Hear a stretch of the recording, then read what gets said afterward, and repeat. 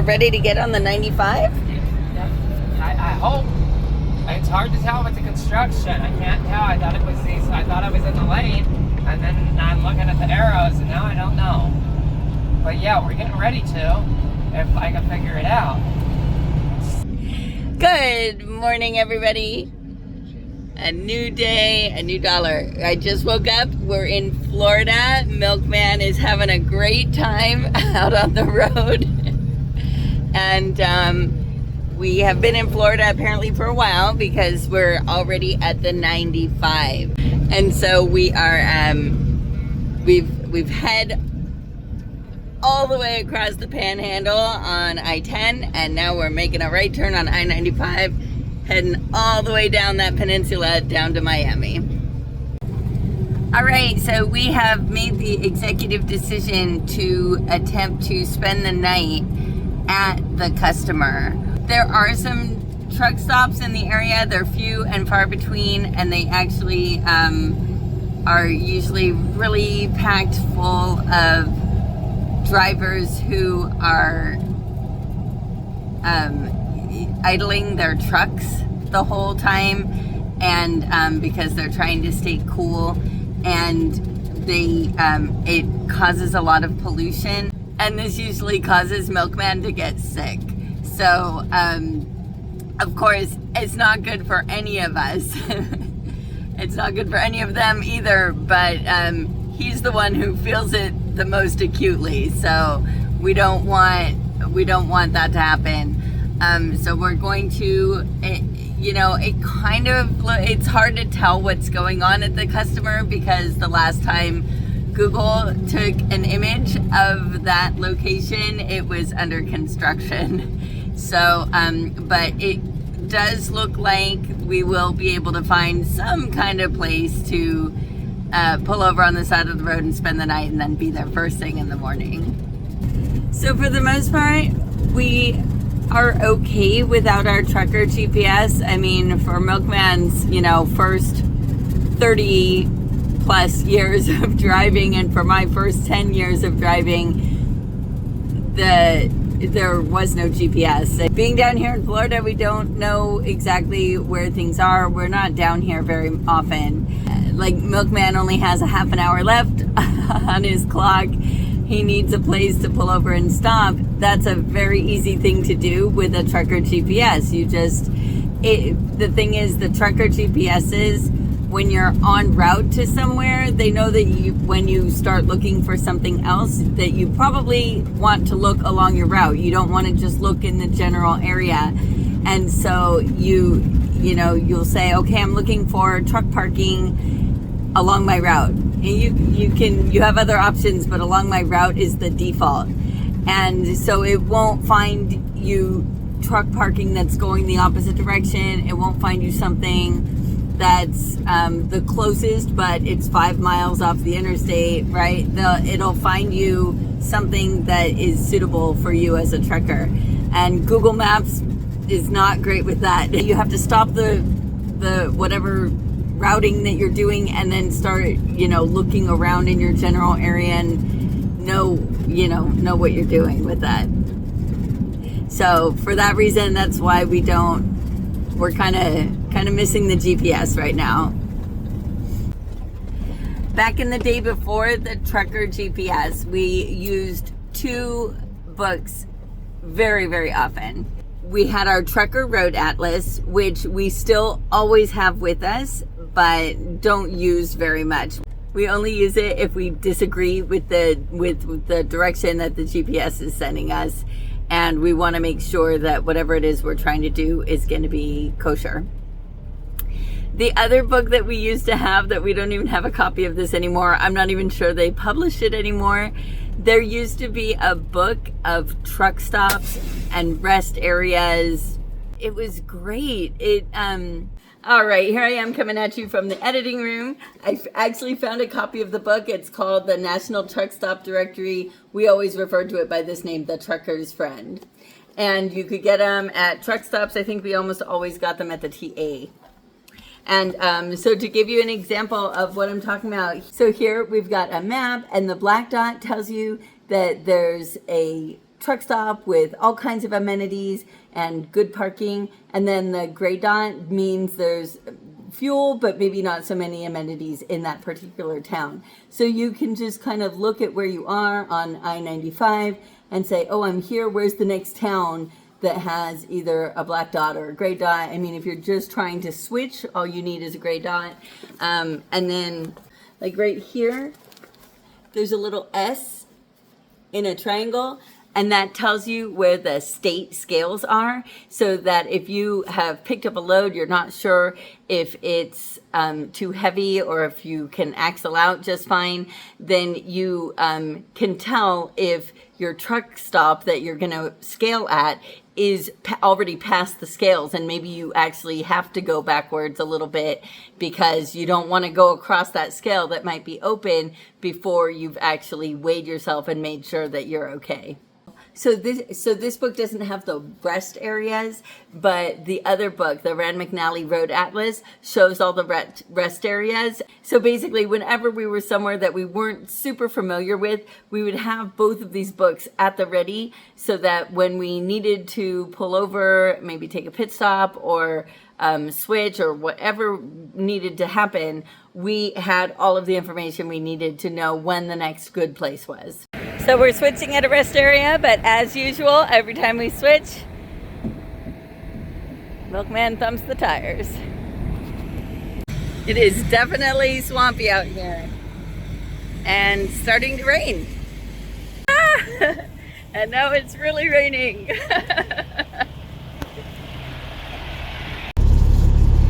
All right, so I have about 170 miles to go. And so GPS says it's going to take me about 3 hours, and I think it'll probably take me a little bit longer. But in the meantime, Milkman is going to be making lunch for us, and Lugnut's going to be playing on the computer.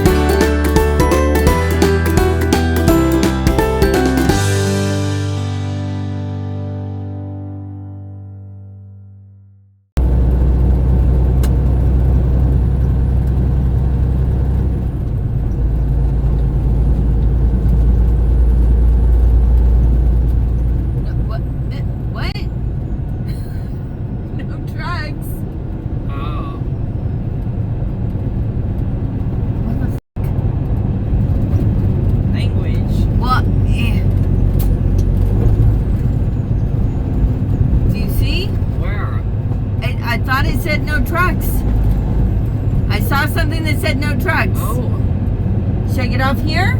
I guess if there's no, I don't know. I guess if you said something that said no. I did. I saw something that said no trucks. I don't know that this is any better. Damn. Well, because I'm following her. Right? She doesn't know anything. All right, so at that point, I thought I had seen a no trucks sign on the highway for the highway that I was supposed to go on. And I did, in fact, see one. So I got off an exit early. At that point, I was only about a mile away. And I didn't know why there was a no truck sign. I didn't know if it was just some kind of ordinance or if there was an actual low bridge or some obstacle that I couldn't get around. And so here I am on city roads. I'm trying to navigate while driving because Milkman is not very good at navigating on a good day. And then he was having a sinus attack, so it was not going to work at all for him to navigate. So I saw that I could go on this road, and what ends up happening up here, this video, by the way, is at 10 times speed. And so right here, I get onto the same highway that I was not allowed to get onto before. But here there are no signs saying no trucks. So I'm still confused. Am I not allowed on this highway? Or was there just some kind of a tight turn or a low bridge just on that exit? I don't know. And I'm still not out of the woods yet because I still have no idea really where I'm going. Google Maps keeps sending me in directions and I just have no idea if it's gonna send me somewhere that I'm not supposed to be. So here I am. I know I'm getting really close and I'm really excited because I just want to get to the customer. And that's my last right turn, and here I am arriving at the customer safe and sound and so relieved. So we found a building, but you know, it's one of those types that there's a bunch of different businesses here, and so we're not sure which one is the one that we need to go to. And we just wanted to park here for the night, you know. I think this other building has a different address. Yeah, look at that one's 1400. This is 1350.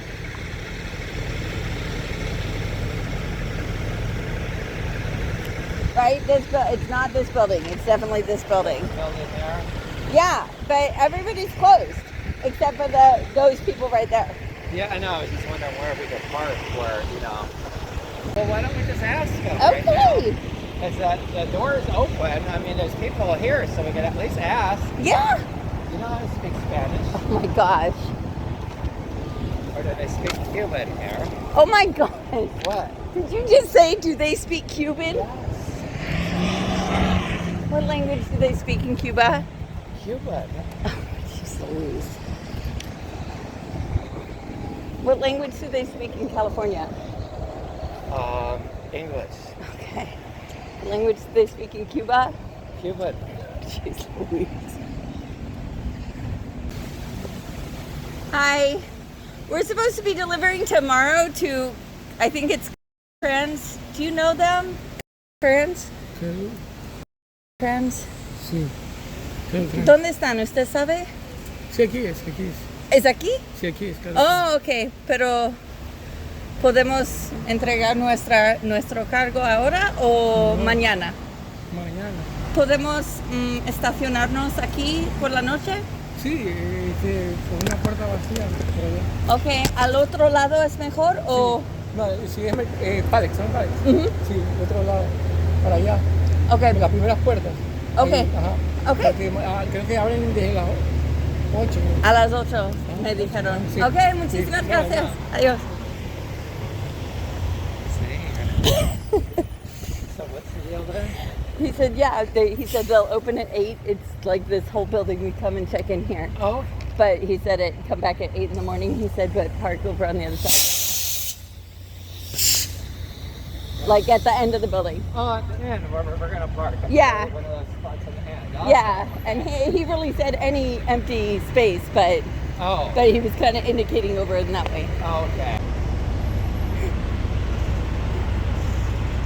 So what language was I just speaking?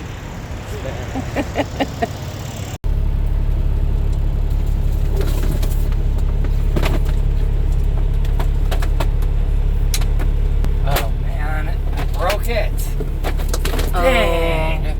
Son of a gun. Dang it. Oh, okay, wait, can we not tape it?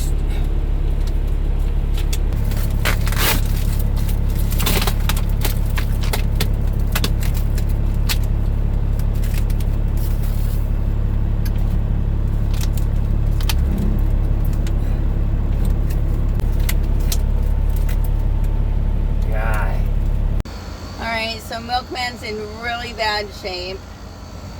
And Lugnut has made his, well, he's in the process of making a burrito for himself. Yeah. So I'm on my own to make my own burrito as well. Watch me make my own food. It will not be interesting. So I'm making a cheese and guacamole burrito. 2 of them, probably. So I'm gonna take out 2 tortillas, 2 cheeses. Okay, so each burrito gets 2 cheeses. Let's look down here. There we go. We make it on our lap. 2 cheeses and then a squirt of guacamole.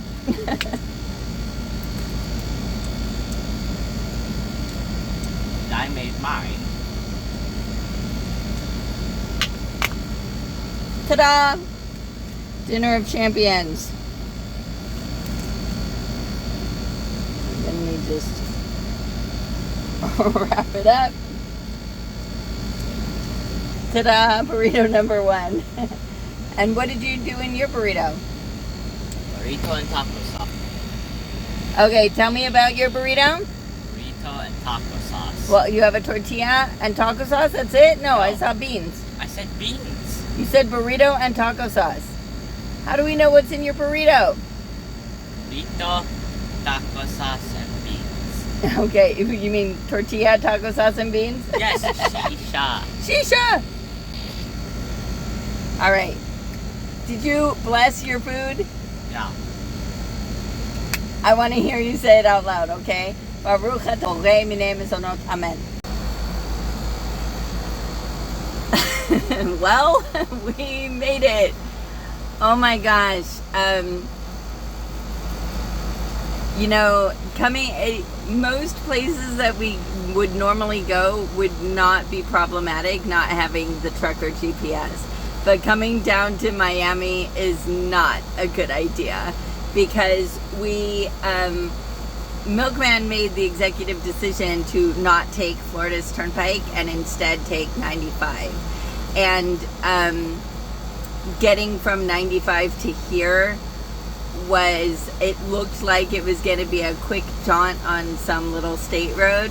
And then as I was like a mile away. Google Maps was telling me to get off at a specific location, and as I was preparing, I'm positive I saw a sign that said no trucks. And you know, sometimes they say no trucks and you're still allowed because you're making a local delivery. But when it came upon me all of a sudden and I had no way of knowing which one it was, I had to get off. I got off that highway I was on before I wanted to, and then I was trying to get around. There was like no way around. And yeah, it was bad. Anyway, Milkman got us all set up. The air conditioner's on. Yeah, he had some trouble with the end of the exhaust tube broke, but we still got it worked out. And that's it for tonight. So tomorrow morning we're gonna deliver, and hopefully Milkman will feel well enough to find us another load. Sometimes these headaches of his, they go on for 2 days, 2.5. I mean, they can get really bad, and I hope it doesn't get bad like that. Anyway, thanks for watching up till now. We will catch you next time.